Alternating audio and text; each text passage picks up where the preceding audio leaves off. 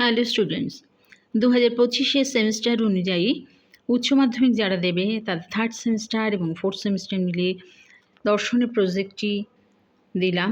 তো এই দর্শনের প্রজেক্টটি এইভাবে তোমরা একটা কভার ফাইল করবে। তো সেখানে তোমাদের নাম, class, semester, school, registration number আর ইয়ার এটা দেবে। তারপরে তোমরা এইভাবে তৈরি করতে পারো। আর এই প্রজেক্ট বইটাতে তোমাদের সমস্ত প্রজেক্ট সম্পর্কে টপিকগুলো দেওয়া আছে, সেই টপিক অনুযায়ী তোমরা করতে পারো, যার যেটা প্রয়োজন সেটা নিতে পারো।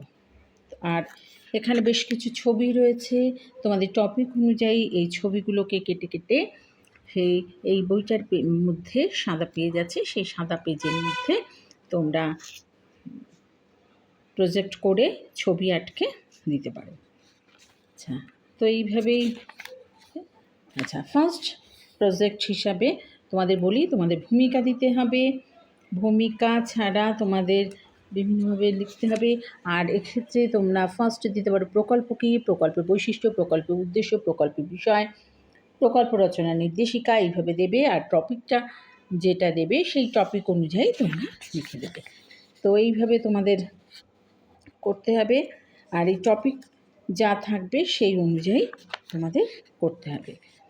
তো প্রত্যেকটা প্রজেক্টের ক্ষেত্রে সুন্দরভাবে তোমরা করবে। আর শেষে তোমরা এখানে তোমাদের এই যে শিক্ষক বা শিক্ষিকার স্বাক্ষর এরম দিয়ে দেবে। আর তোমাদের স্বাক্ষরও একটা জায়গায় থাকবে, সেখানে তোমরা কিন্তু তোমাদের মতো স্বাক্ষর করে দেবে। এইভাবে দেবে তোমরা প্রত্যেকটা টপিকের সঙ্গে তোমরা কিন্তু ছবি আটকাবে।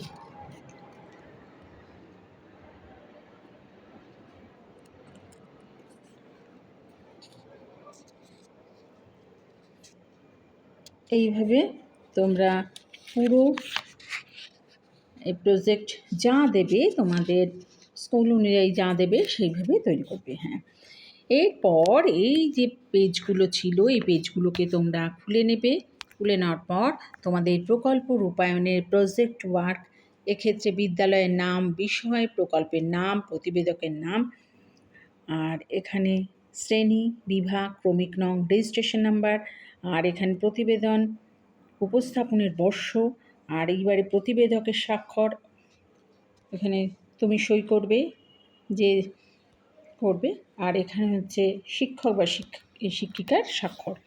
এরপর এইখানে পরপর তোমাদের এই যে সাদা পেজগুলো দেওয়া হয়েছে, এই সাদা পেজগুলোর মধ্যে তোমরা কিন্তু প্রজেক্ট করে দিতে পারো।